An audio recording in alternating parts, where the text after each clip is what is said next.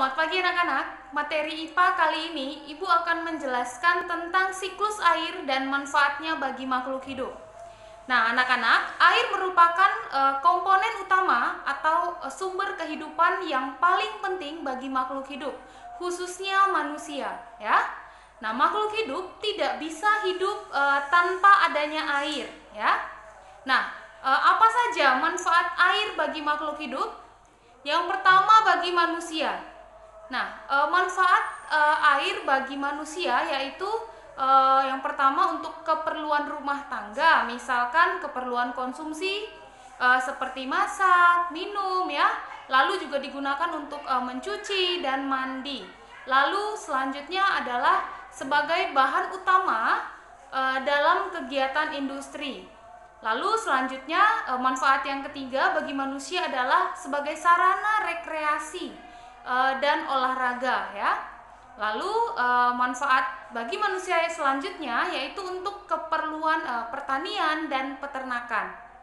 Nah, selanjutnya manfaat air bagi hewan, yaitu yang pertama untuk dikonsumsi atau diminum.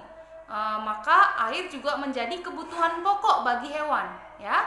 Lalu selanjutnya yang kedua, membantu hewan, khususnya hewan mamalia, mengatur suhu tubuhnya dan dapat memproduksi susu, ya.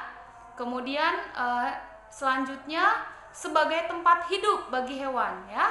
Lalu fungsi selanjutnya untuk melancarkan pencernaan hewan, ya. Nah, manfaat air bagi tumbuhan apa saja? Yaitu yang pertama untuk dikonsumsi atau diminum ya melalui akar-akar tumbuhan. Nah, sebagai pelarut zat hara di dalam tanah ya sebelum zat hara tersebut diserap oleh akar. Itu maksudnya ya. Lalu fungsi yang kedua sebagai tempat hidup hewan-hewan, maksud Ibu tumbuhan. Lalu yang ketiga untuk bahan dasar berfotosintesis. Lalu yang keempat selanjutnya adalah sebagai alat transportasi untuk memindahkan zat hara ke bagian-bagian tumbuhan yang lainnya. Seperti itu.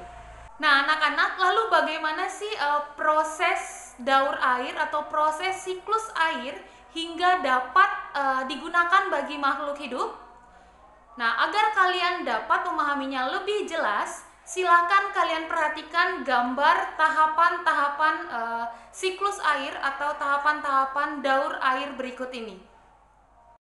Baik, anak-anak, ini adalah siklus air atau daur air.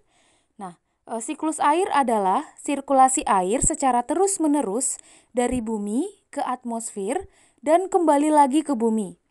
Nah, tahapan pertama siklus air atau daur air yaitu berasal dari sumbernya, yaitu perairan seperti sungai, laut, dan air tanah ya dan sebagainya. Nah, sumber air tersebut melalui proses penguapan disebut sebagai evaporasi ya. Namun tidak hanya air yang berasal dari perairan, tapi juga air yang berasal dari tumbuhan. Itu dapat menguap ya. Nah, air yang berasal dari tumbuhan yang menguap tersebut disebut sebagai transpirasi ya.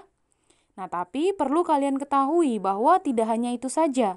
Tidak hanya dari evaporasi, transpirasi, tapi juga dikenal sublimasi. Apa itu sublimasi? Yaitu penguapan yang berasal dari lapisan es kutub utara dan kutub selatan. Nah, lapisan es kutub tersebut mencair, terkena panas ya, maka dia akan menguap. Nah, lalu selanjutnya melalui tahap pengembunan atau kondensasi. Nah, pada tahap atau proses ini, kumpulan uap air tersebut berubah menjadi titik-titik air embun atau dikenal dengan perubahan wujud gas menjadi cair. Nah, titik-titik air tersebut biasanya kita kenal sebagai awan, ya. Nah, tahap selanjutnya yaitu melalui proses presipitasi atau proses pengendapan atau pencairan, ya. Nah, air yang terkumpul di awan terjatuh ke udara. Nah, peristiwa presipitasi ini biasanya kita sebut sebagai hujan, ya. Nah, air hujan yang turun ke bumi itu sebagian airnya mengalir ke perairan dan sebagian airnya itu meresap ke dalam tanah, ya. Nah, air yang mengalir ke perairan dan meresap ke dalam tanah tersebut kembali lagi menjadi sumber air, ya. Dan secara terus-menerus akan bersirkulasi, ya, menjadi siklus air seperti ini, ya. Jadi berputar-putar dari bumi ke atmosfer dan kembali lagi ke bumi dan demikian seterusnya, ya. Baik, anak-anak, setelah kalian tadi memahami tahapan-tahapan atau proses daur air atau siklus air, ya. Tadi Bu menjelaskan bahwa tahapan pertama itu melalui proses penguapan dari perairan atau dari sumber air. Nah, salah satu sumber air yaitu sungai. Nah, apakah kalian tahu bahwa sungai memiliki manfaat yang banyak bagi manusia?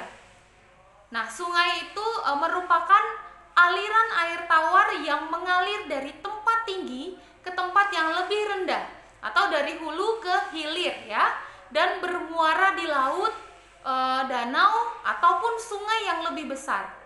Nah, sungai terbentuk dari air yang berada di permukaan daratan, baik dari air hujan, ya, mata air maupun cairan gletser yang akan mengalir melalui sebuah saluran menuju tempat yang lebih rendah, ya.